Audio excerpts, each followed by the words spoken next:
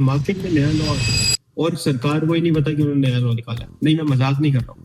इन CS की माने तो इनकम टैक्स रूल्स नए नए आते ही रहते हैं। Now there is going to be a tax of 84% on any cash income tax के बारे में आपके कैश पे 84% टैक्स लगा। आपके ऊपर 84% टैक्स लगा।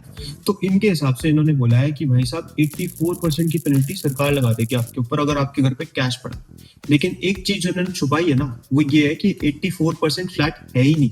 अब मैं आपको बताता हूँ इसका गणित क्या। देखो, जब आप सेक्शन 68 देखोगे ना इनकम टैक्स एक्ट का, जो 1961 में आया था, तो वो ये कहता है कि अगर आपके घर पे अनएक्सप्लेन्ड कैश, अनएक्सप्लेन्ड कैश का मतलब ही वो होता है कि आप प्रूफ नहीं कर पा रहे कि उसकी सोर्स ऑफ इनकम क्या है।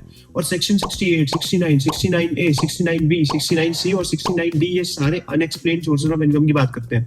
तो इसकी जो पेनल्टी है वो दे रखी है 115 BBE of the income tax act 1961 से। इस पेनल्टी के हिसाब से आपको 60% तक की पेनल्टी देनी पड़ती है।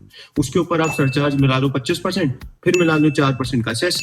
ये सब जब आप मिलाओगे तो आपको जो टैक्स लायबिलिटी बनेगी वो 78% है।